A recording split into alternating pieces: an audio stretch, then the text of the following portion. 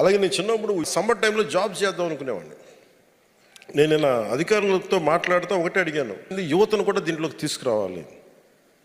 ఖాళీగా కూర్చొని టీవీల్లో చూస్తా, లేదంటే టెలిఫోన్లు మన సెల్ ఫోన్లు చూస్తా, వీటిని చేసే కంటే కూడా డబ్బులు వస్తాయి, రాష్ట్ర నిర్మాణానికి పనిచేస్తాయి. నిజంగా యువతకి నేను చిన్నప్పుడు ఎంత నలిగిపోయానంటే 15-16 వయసులో సమ్మర్ టైంలో ఏదైనా ఉద్యోగం చేస్తే బాగుండు. ఉద్యోగం అంటే నేను కోరుకునేలా కష్టపడి పనిచేసేది, అన్ని అవకాశాలు ఉండేవి కావు.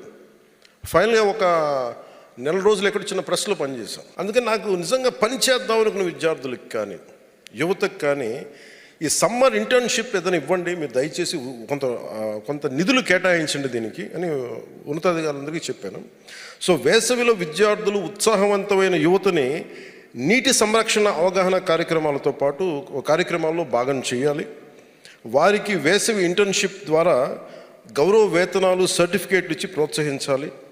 నీటి సంరక్షణ, నీటి వనరుల పర్యవేక్షణ, తాగునీటి సమస్యలను ఎదుర్కొనే ప్రక్రియలు వారి సహకారం తీసుకోవాలి. అలాగే యువత కూడా శ్రామికుడి కష్టం తెలియాలి అంటే మీరు కూడా శ్రమ చేయాలి. ఏదో మనం పనులు చెప్పేస్తాం, డబ్బులు ఇసిరేస్తాం, పనులు చేస్తారంటే కదా. నిజంగా నాకు ఎందుకు మీరంటే ఇంత గౌరవం ఉందంటే, నా ఒళ్ళు వంచి నేను పని చేస్తాను, నేను దుక్కి దున్నే. అందుకని ఈ కష్టాన్ని, మీ కష్టాన్ని గుర్తించాలి, మీకు గౌరవం ఇవ్వాలంటే దేశంలోనే, రాష్ట్రంలోనే ఉన్న ప్రతి యువకులు శారీరక శ్రమ అనేది కొంత చేయాలి. ఎప్పుడైతే వాళ్ళకి ఇంటర్న్షిప్, వేసవి కార్యక్రమంలో విద్యార్థులు అనుసరణ చేయగలిగితే వాళ్ళకి కష్టం అర్థం అవుద్ది, వాళ్ళకు కూడా మంచి జరుగుద్ది. అంటే నిజంగా యువత బాగుండాలంటే మన జీవితాల్లో డిప్రెషన్ ఎక్కడ ఉంటుంది? ఒక శ్రమ చేసేవాడి దగ్గర డిప్రెషన్కి అంత ఆస్కారమే లేదు. పొద్దున్న లేదప్పటి నుంచి నేను నింపుకోవాలనుకునేవాడికి డిప్రెషనే ఉండదు.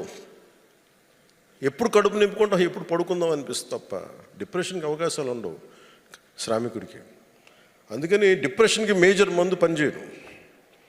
సో అందుకని నేను దీనికి సంబంధించి యువతకి ఈ అవకాశాలు ఇవ్వాలి. అలాగే కొంత ట్రైనింగ్ ఇచ్చి యువతకి నిజంగా చేయాలంటే వాళ్ళకి చిన్నపాటి అవసరాలకి డబ్బులు తీరుతాయి, తల్లిదండ్రులను ఇబ్బంది పెట్టక్కర్లా.